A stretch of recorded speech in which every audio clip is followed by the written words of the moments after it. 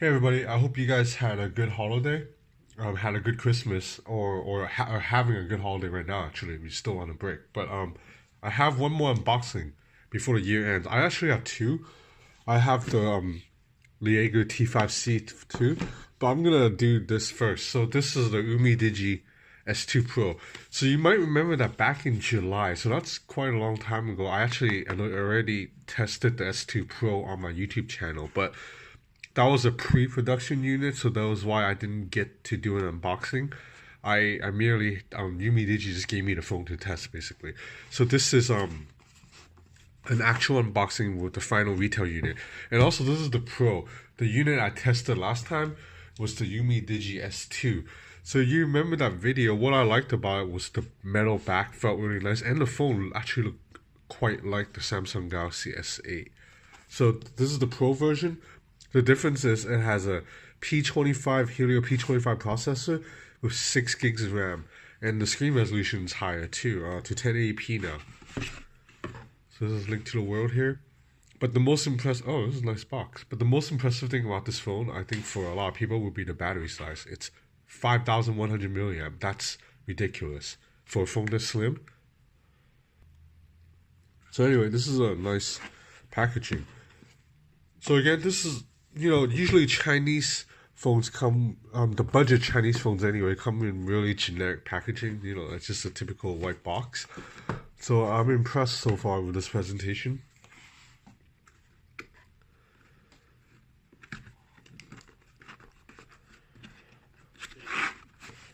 So you have a charger right here. Okay, once again is the European China plug. USB cable, I'm pretty sure this uses USB-C.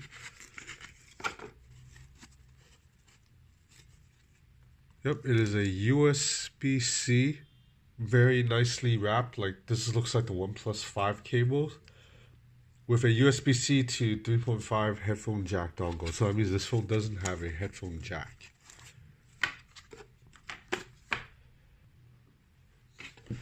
So now let's get to the phone.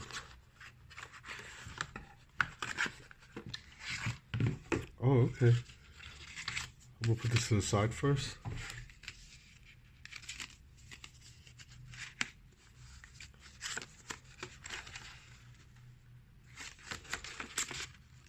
Okay, instructions. SIM ejector tool.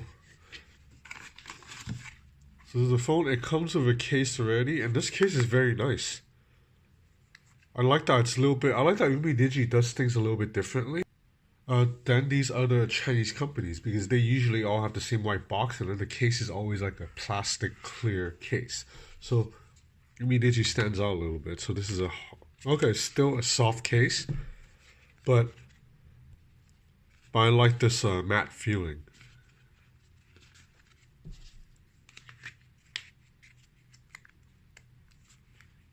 Oh, I like this case a lot. So anyway, let's peel off the back. So this is the black color. The previous version I tested was red. I thought the red looked pretty cool, but I think I like the black even more. So again, it's this premium metal built. Now let's peel off the front. Wait, this is already a screen protector. Peels. Yeah, this is already a screen protector. This is not that usual film. So the phone comes with a screen protector in case. There's a little bit of bubble right here I'm trying to fix.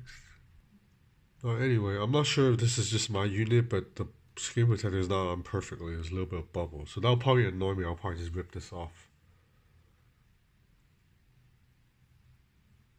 Okay, so I'm powering on the device. I'm going to play with the phone for a bit. I will be back. Hey everybody, I'm back. So I played with the UmiDigi S2 Pro that's on the left for about 4.5 hours, and these are my thoughts. So as you can see right off the bat, it looks very similar to the Samsung Galaxy S8 Plus. The two phones are very, very similar in size. They're almost the exact same height and thickness. that's a win for UmiDigi considering it has a 5,100 milliamp battery inside, yet the phone is not that thick. And they're about the same rift too.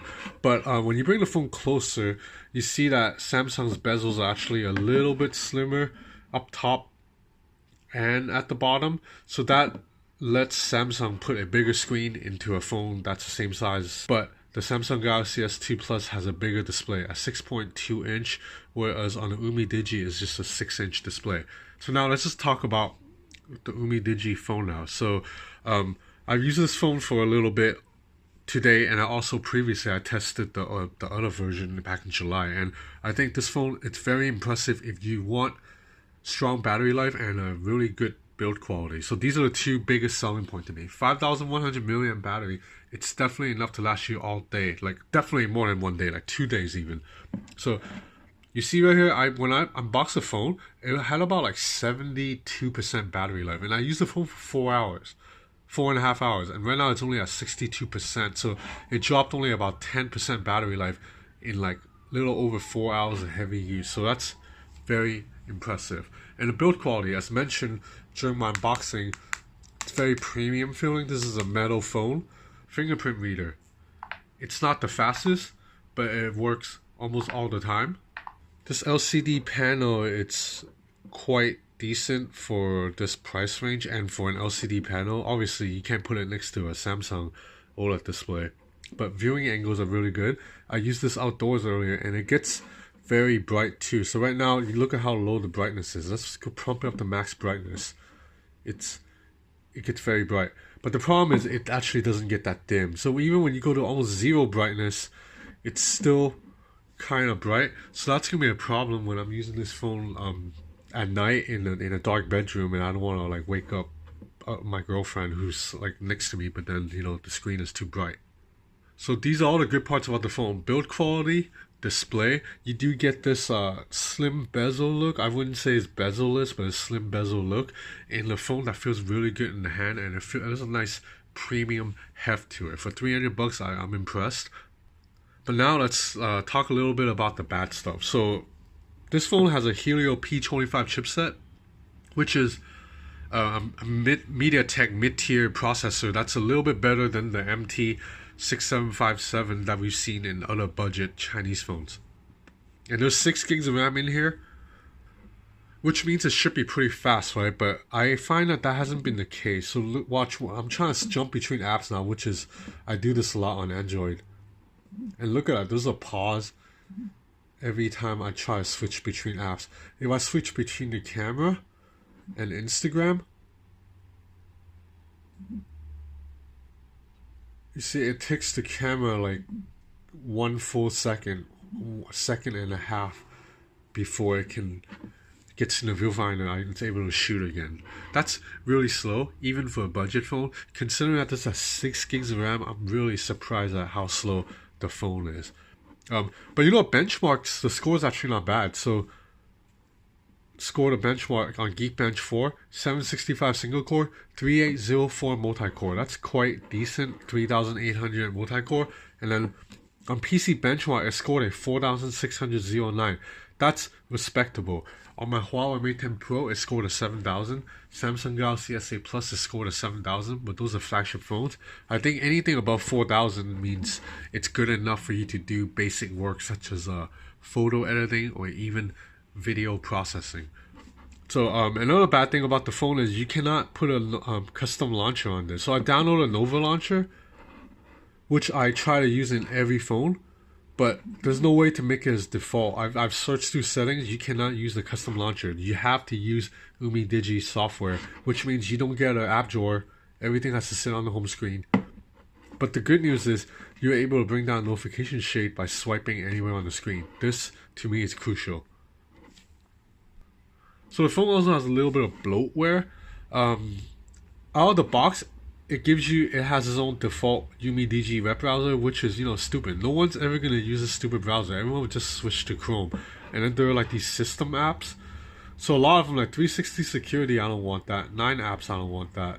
And then there's a wallpaper app, and then also a theme app. So isn't that a little bit redundant? And then right here it says Black Tech. I don't know what Black Tech means. You have Quick Touch, which is that little button right here. Avatar Master, which lets you clone an app so you can run 2 Facebook accounts. So that's pretty useful. But why couldn't this have been in setup, in the settings, like just a feature in settings instead of needing like a specific app for it? And then you have app cleanup. Again, these could all just be in settings. So there's a little bit of bloatware on this app that you can't uninstall, I don't think. So now moving to the camera. I find that recording video is actually okay, but photos it's decent. And then again, there's 2 cameras on the back, but that's bullshit. One of the cameras is fake. I really, Chinese companies, you really have to stop with this bullshit, like this false advertising, misleading bullshit. Like this second camera is fake, so just stop putting a second camera on there. You know, just we don't care. Just sell us one camera and make it decent. So they say there's bokeh mode, but then obviously when you shoot a bokeh, it's fake as hell because, you know, this phone only has 1 camera and all it has is a little blur around the background. So see, this is a terrible bokeh effect. But you know, if you ignore the stupid fake bokeh, the camera sometimes can take pretty decent photos. I wouldn't say it's great. It's solid though.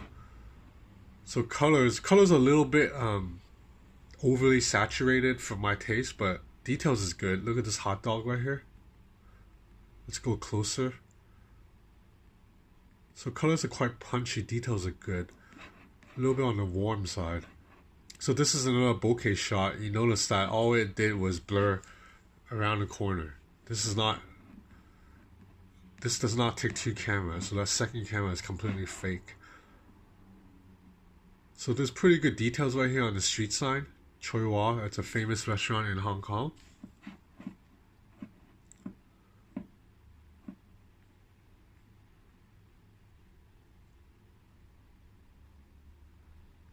So overall, the camera is pretty capable to produce decent shots. Now let's check out video. I think I'm actually quite impressed by the video recording, if anything.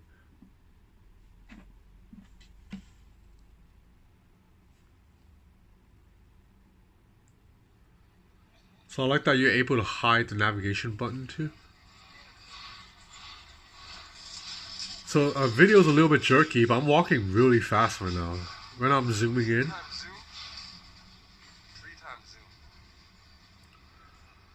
So it gets a little bit pixelated when you zoom in, but when you're at 1 time, video is good. There is basically, obviously, no OIS, no EIS of any sort. So the camera also focuses pretty fast in video recording too.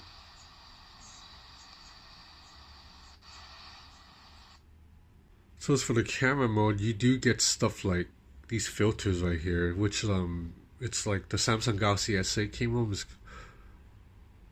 So these filters here are inspired by the Samsung Galaxy S8 or Snapchat, whatever it is you use. So a little bit slow. You notice that the mask doesn't quite keep up with my face. But at least it's there, right? It's pretty fun. So I like that you are able to hide the navigation buttons, so which makes Instagram stories more impressive because you get to watch the full in full screen, especially with the slimmer bezels too. So colors are a little bit washed out sometimes. Definitely not as punchy and crisp as the Samsung Galaxy display. Okay, so now let's do video testing, and you know where I'm gonna go.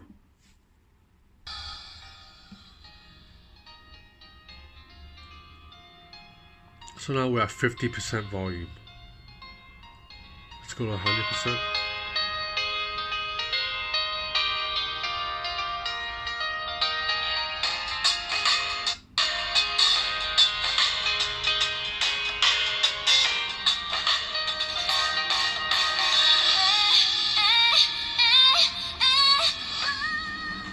Okay, so there's a little bit of distortion at 100%.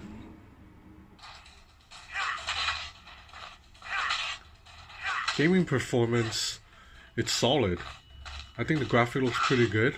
I haven't encountered any lags or anything. I played Shadow Fight and Mortal Kombat X and also a couple of other short, easier games. So there are some specific software touches that UmiDigi put into this phone too, such as, for example, when you move apps, you can just throw the app like this, which I like because I get really annoyed when I'm trying to move apps on the iPhone and it's so slow. So I like that right here. I can just throw the app. And also you can swipe between folders. So you notice that I have several folders on my desktop. You have Google, Black Tech, and I have another folder on the back, Systems Lab. You can actually swipe through the folders like this. So that's pretty cool. So if I'm into this folder, I need to find some links for it, I just have to swipe over. And then I'm able to also bring the apps lower to reach easier by just swiping down. So couple of software touches that's cool. Otherwise, there's nothing else. There's no gestures, shortcuts. There's no double tap or anything like that. So this is it. This is a UmiDigi S2 Pro. This phone sells for $300 on GearBest.